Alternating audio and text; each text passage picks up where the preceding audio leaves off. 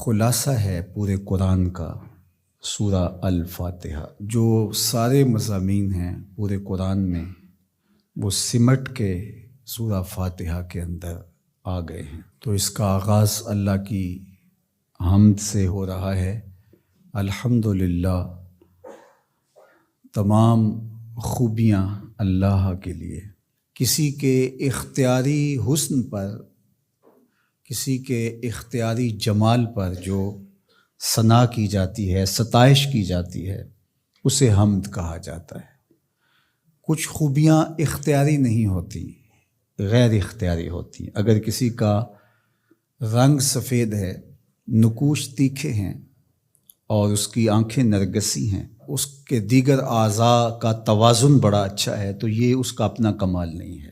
ایک شخص عالم ہے، اس نے پڑھا، محنت کی، آگے بڑھا، تو یہ اس نے محنت کر کے ایک چیز حاصل کی، تو اس کا وصف بیان کرنا اور اس پر ثنا کرنا یہ غیر اختیاری حسن نہیں ہے بلکہ اختیاری ہے۔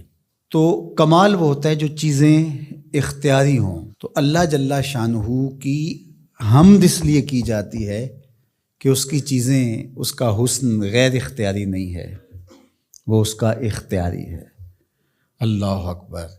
تو کسی کے اختیاری حسن پر تعریف حمد کہلاتی ہے، اور اگر وہ نعمت کے مقابلے میں ہو تو وہ حمد شکر کہلاتی ہے، اور اگر نعمت کے مقابلے میں نہ ہو تو اس کو حمد کہا جاتا ہے۔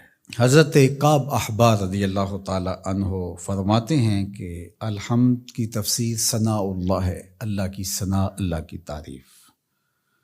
اور حضرت ضحاک بن مزاحم نے اس کا ترجمہ کیا ہے الحمدللہ رداء الرحمن، یہ رحمان کی چادر ہے۔ جس طرح چادر زینت دیتی ہے اور وقار کی علامت ہوتی ہے، اور اہل عرب کندھے کے اوپر چادر ڈال کر کے جو ہے وہ ایک خاص ان کی حیت ہوتی ہے۔ یہاں گرمی سردی سے بچاؤ کے لیے چادر لی جاتی ہے، لیکن عرب میں چادر جو ہے وہ زینت کے لیے لی جاتی ہے، اور وہ آپ نے دیکھا ہوگا کہ عرب علماء یہاں کندھے پہ چادر رکھتے ہیں، تو وہ زینت کے لیے ہوتی ہے، ضرورت کے لیے نہیں ہوتی۔ تو اس لیے یہاں جو رداء الرحمن کہا گیا ہے، تو الحمد رحمان کی زینت ہے، وقار کی چادر ہے۔ ثنا کی جتنی بھی قسمیں اور جتنی بھی صورتیں ہیں وہ اللہ کے لیے ہیں۔ وہ ڈائریکٹ تعریف کی جائے تب بھی اللہ کی، انڈائریکٹ تعریف کی جائے پھر بھی اللہ کی ہے۔ یعنی پھول کو کہا جائے کیا خوب پھول ہے تو پھر بھی اللہ کی تعریف، اور کہا جائے سبحان اللہ پھول کو دیکھ کر، پھر بھی اللہ کی تعریف، پاکیزگی اللہ کی بولی جا رہی ہے۔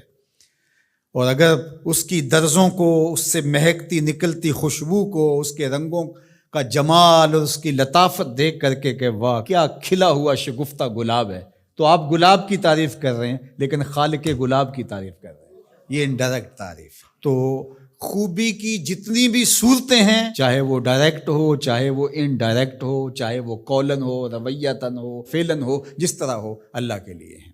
اس کی تم کیوں خوبیاں بیان نہیں کرو گے؟ الحمدللہ رب العالمین، وہ تمام جہانوں کو پالنے والا ہے۔